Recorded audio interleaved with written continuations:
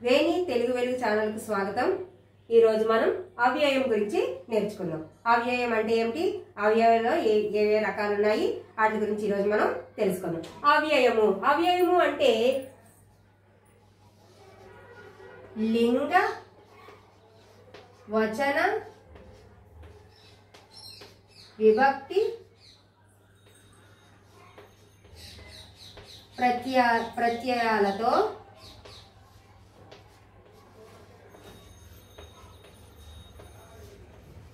సంబంధం లేనటువంటి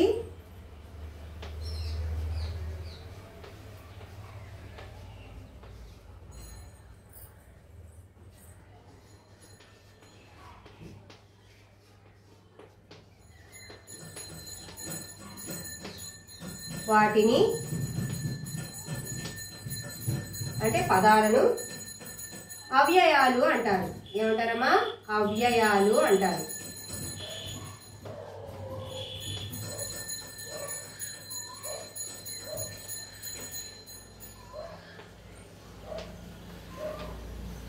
అవ్యయం అంటే ఏంటి? లింగ వచన విభక్తి ప్రత్యయాలతో సంబంధం లేనటువంటి వాటిని, అలాంటి పదాలను అవ్యయాలు అని చెప్పేసి అంటారు। ఉదాహరణ,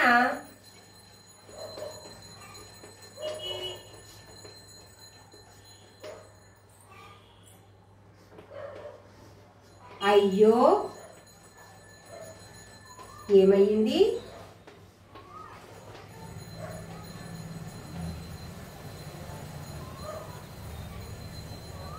అయ్యో ఏమయ్యింది।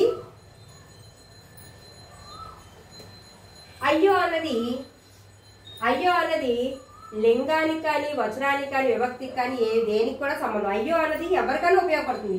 అది ఆడవాళ్ళకి ఉపయోగపడుతుంది, మగవాళ్ళని ఉద్దేశించినప్పుడు కూడా ఉపయోగపడుతుంది। అది ఏకవచనానికి ఉపయోగపడుతుంది, బహువచనానికి కూడా ఉపయోగపడుతుంది। అలాగే విభక్తి ప్రత్యయాలతో కూడా సంబంధం లేకుండా ఇది ఉపయోగపడుతుంది। అయ్యో,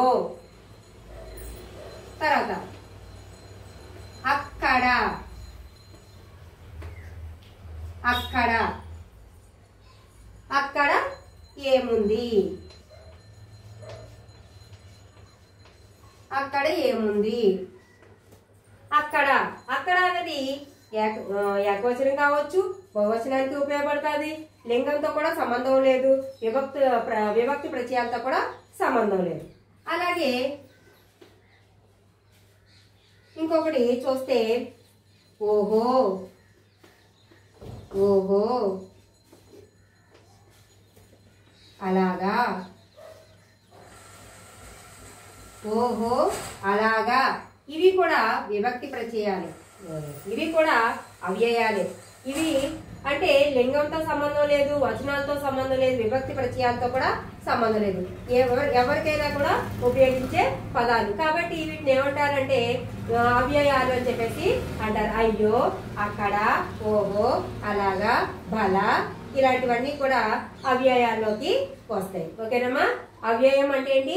లింగ వచన విభక్తి ప్రత్యయాలతో సంబంధం లేనటువంటి పదాలను అవ్యయాలు అని చెప్పేసి అంటారు। ఏంటవి? అయ్యో, అక్కడ, ఓహో, అలాగా, అక్కట ఈ విధంగా ఉన్న పదాలను ఏమంటారమ్మా? అవ్యయాలు అని చెప్పేసి అంటారు। అవ్యయాలు మూడు రకాలు। అవ్యయాలు ఎన్ని రకాలమ్మా? మూడు రకాలు। ఒకటి ప్రతిప్రదోక్త అవ్యయాలు। ఒకటి ఏంటమ్మా? ప్రతిప్రదోక్త అవ్యయాలు అంటే ఇవి సహజంగా ఏర్పడిన పదాలను ప్రతిప్రదోక్త అవ్యయాలు అని చెప్పేసి అంటారు। సహజంగా ఏర్పడతాయి అంటే అవి ఏ విధంగా ఏర్పడతాయమ్మా? సహజంగా ఏర్పడిన పదాలను ప్రతిప్రదోక్త అవ్యయాలు అని చెప్పేసి అంటారు। ఉదాహరణ, ఎట్టకేలకు, ఎట్టకేలకు, అక్కడ, ఇక్కడ, బల, అయ్యో, ఓహో ఇలాంటివన్నీ కూడా ప్రతిపదోక్త అవ్యయాల్లోకి వస్తాయి। అంటే వీటికి లింగ వచన విభక్తి ప్రత్యయాలతో సంబంధం లేదు, అవేగా చెప్పుకున్నాం మనం ఇప్పుడు। అయితే ప్రతిప్రదోక్త అవ్యయాలు అంటే సహజంగా ఏర్పడిన పదాలని ప్రతిప్రదోక్త అవ్యయాలు అని చెప్పేసి అంటారు। ఉదాహరణ ఏంటంటే ఎట్టకేలకు, అక్కడ, ఇక్కడ, బల, అయ్యో, అమ్మో, ఓహో ఇలాంటివన్నీ కూడా ప్రతిపదోక్త అవ్యయాల్లోకి వస్తాయి। రెండు లాక్షణిక అవ్యయాలు। రెండేంటమ్మా లాక్షణిక అవ్యయాలు. లాక్షణిక అవయవాలు అంటే లక్షణంతో కూడినదే లాక్షణిక అవయవం. లక్షణాలతో కూడింది. ఎలాంటి లక్షణాలంట? శాస్త్రం వ్యాకరణం అనే లక్షణాలతో కూడి ఉన్న పదాలను ఏమంటారంటే లాక్షణిక అవ్యయాలు అని చెప్పేసి అంటారు. ఎలాంటి లక్షణాలమ్మా? శాస్త్రం వ్యాకరణం అనే లక్షణాలతో కూడి ఉన్న లక్షణాలతో ఏర్పడిన వాటిని ఏమంటారంటే లాక్షణిక అవ్యయాలు అని చెప్పేసి అంటారు. అయితే ఈ అవ్యయాలన్నీ కూడా అసమాపక క్రియలు వస్తాయి. అసమాపక క్రియలు అంటే పూర్తిగా భావం పూర్తి కాని పదాలు, పూర్తి కాని క్రియలు. ఆ భావం యొక్క వాక్యం యొక్క భావం పూర్తి అర్థాన్ని ఇవ్వదు. అలాంటి క్రియలను ఏమంటారు అంటే లాక్షణిక అవ్యయాలు అని చెప్పేసి అంటారు. ఆ పదాలు ఏంటి? చూసి, చూసి ఏం చేశారు? తర్వాత ఇంకా ఏదో ఉంది. అలాగే వెళ్ళి, వెళ్ళి చదివి, తిని, త్రాగి అంటే ఆ క్రియ ఆ వాక్యాన్ని పూర్తి చేయదు. అలాంటి వాక్యాలు ఏమంటారు? అలాంటి పదాలు ఏమంటారు అంటే లాక్షణిక అవ్యయాలు అని చెప్పేసి అంటారు. లాక్షణిక అవ్యయాలు. లాక్షణిక అవ్యయాలు అంటే లక్షణాలతో కూడి ఉన్నది. ఎలాంటి లక్షణాలు?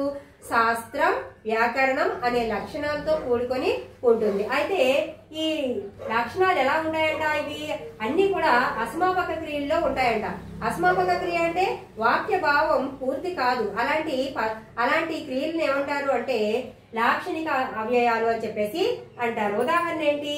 చూసి, వెళ్ళి, చదివి, తిని, త్రాగి. 3 సముచ్చయ అవ్యయాలు. అవయవాల్లో మూడో రకం ఏంటమ్మా? సముచ్చయ అవ్యయాలు. ఈ సముచ్చయ అవ్యయాలు ను అక్షరాలను ఏమంటారంటే సముచ్చయ అక్షరాలు అని చెప్పేసి అంటారు. ను అనే అక్షరాలని సముచ్చయ అక్షరాలు అని చెప్పేసి అంటారు. అయితే యు అనే అక్షరము ఎక్కడ ఉపయోగిస్తారు అంటే ఉకారాంతం కాని పదాలకు చివర వస్తుందంట. ఉకారాంతం కాని పదాలకు చివర వస్తుందంట. ఉదాహరణ మరి, రి అనే దాంట్లో ఇకారం వచ్చింది అంటే ఉకారం లేదు. రి అనే దాంట్లో మరి అన్న దాంట్లో ఏ అచ్చు వచ్చి పలుకుతుంది? మనకి ఏ అచ్చు పలుకుతుంది? ఈ అనే అచ్చు పలుకుతుంది. కాబట్టి ఈ అంటే ఇది ఉకారం కాదు కదా, ఉకారం కాని అట్లే కదా మనం ఇవ్వాలి. కాబట్టి మరి అన్నదానికి యు అనే అక్షరం వచ్చి చేరుతుంది. అప్పుడు ఏమవుతుంది? మరియు అవుతుంది. ఏంటమ్మా? మరి అన్న దగ్గర ఇకారం వచ్చింది కాబట్టి దానికి మరియు అని చెప్పేసి వచ్చి యు అనేది వచ్చి చేరుతుంది. అక్కడ యు అనే అక్షరం ఉకారాంతం కాని పదాలకు, ఇక్కడ ఉకారం రాకూడదు. ఇక్కడ ఉకారం రాని ఏ పదానికైనా సరే యు అనే అక్షరం వచ్చి చేరుతుంది. ఓకేనమ్మా? ఇక్కడ ఉకారం కాని ఏ అక్షరం వచ్చినా, ఏ పదం వచ్చినా దానికి యు అనే అక్షరం వచ్చి చేరుతుంది. అలాగే ను అనే అక్షరము ఉకారాంత పదాలకు మాత్రమే చేరుతుంది. ను అనే అక్షరము ఉకారం ఉన్న అక్షరాలకు మాత్రమే వచ్చి చేరుతుంది. ఎలాగా? ఉదాహరణ మీరు, రూలో ఏముంది? ఉకారం ఉంది. ఉకారం ఉంది కాబట్టి నువ్వు వచ్చి చేరింది. మీరు అన్నదానికి ఏం చేరిందమ్మా? ఉకారం ఉంది కాబట్టి ఉకారం ఉన్న పదాలకి నువ్వు చేరుతుంది కాబట్టి నువ్వు వచ్చి చేరుతుంది. అలాగే నీవు,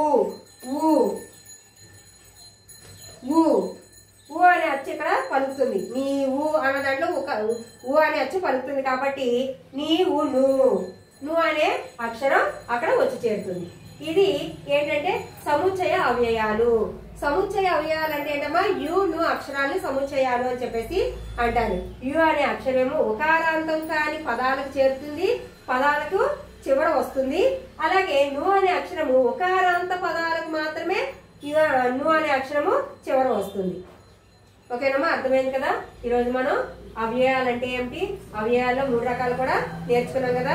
మరొకసారి చూద్దాం. అవ్యయాలు అంటే ఏంటో తెలుసుకున్నాం. లింగ వచన విభక్తి ప్రత్యయాలతో సంబంధం లేనటువంటి వాటిని అవ్యయాలు అని చెప్పేసి అంటారు. ఉదాహరణ అయ్యో, బల, ఓహో, అమ్మో, ఆహా ఇలాంటి పదాలు వస్తాయమ్మా. అలాగే అవ్యయాలు 3 రకాలు. ఏంటవి? ప్రతిప్రయోక్త అవ్యయాలు. ఇవి ప్రతిప్రయోక్త అవ్యయాలు అంటే సహజంగా ఏర్పడిన అవ్యయాలు. ఏంటవి?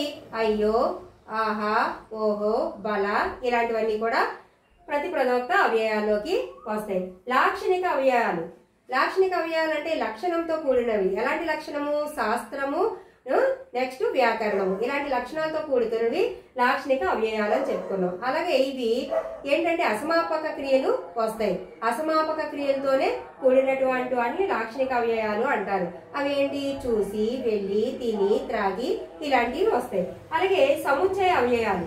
ఇక్కడ యును అక్షరాలను సముచ్చయాలు అని చెప్పేసి అంటారు. యు అనే అక్షరము ఉకాంతరం కాని పదాలకు చివర చేరుతుంది. ఉకాంతరం కాని పదాలకు చివర చేరుతుంది. మరి ను అనే అక్షరము ఉకాంతరం ఉన్న అక్షరాలకి చివర వచ్చి చేరుతుంది. ఓకేనమ్మా? ఇవి అవ్యయాలు రకాలు. ఈ రోజు మనం అవ్యయం గురించి నేర్చుకున్నాం కదా. మీకు ఈ వీడియో నచ్చినట్లయితే లైక్ చేయండి, షేర్ చేయండి, అలాగే సబ్స్క్రైబ్ చేయండి. మరిన్ని వీడియోల కోసం బెల్ సింబల్ ని యాక్టివేట్ చేసుకోండి.